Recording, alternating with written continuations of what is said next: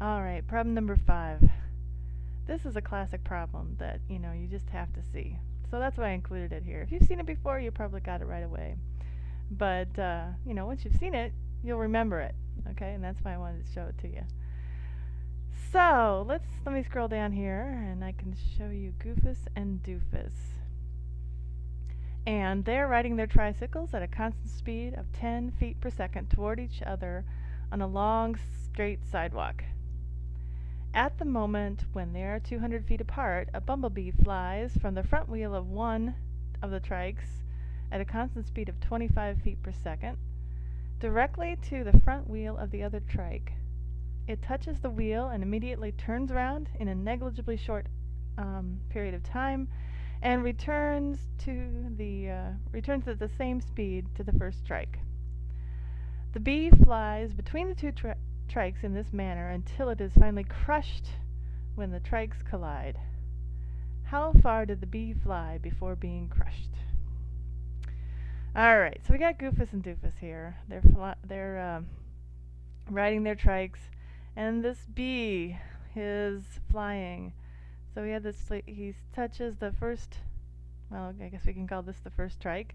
He touches his front wheel and then flies off toward the other trike that's moving toward him, touches that trike's first wheel, and then flies back.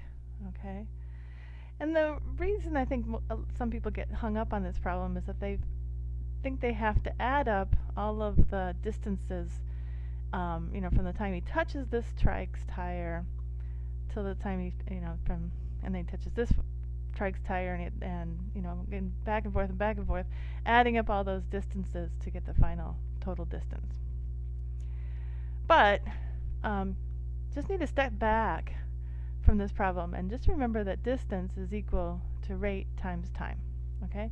As long as the rate is constant, which it is, we're told that both the trikes are moving at 10 feet per second and the bee is moving at a constant speed of 25 feet per second. And we're also assuming that he's turning around in a negligibly short period of time, so we don't have to worry about any change in speed. It's obviously a change in velocity, but not a change in speed when he turns around. So, we can assume that the rate is constant. Okay. If rate's not constant, then this doesn't hold. I know I've taught a physics class where, kids they know this formula so well that they have to. It's hard to when acceleration comes into play. It's hard to get a grip on that. So anyway, but for this case, we can use distance equals rate times time. And so we're given the rate of the bumblebee. He's flying at 25 feet per second. So if we know the time, the length of time that he flies back and forth, then we can calculate his total distance, right?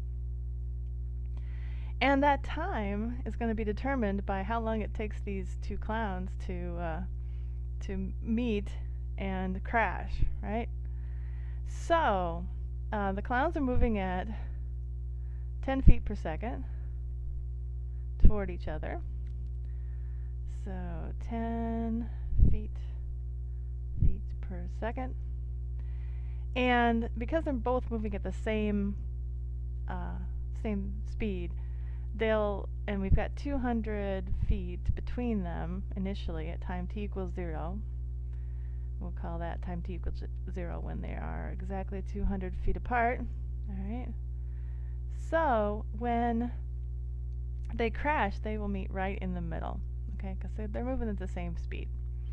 So it's going to take the same amount of time for each of them to crash. They'll crash when their distances are, from their beginning points are the same, right? So they're going to meet right at the middle. So this guy's going to travel 100 feet, and this guy over here is going to travel 100 feet. So how long does it take a clown to go 100 feet at 10 feet per second?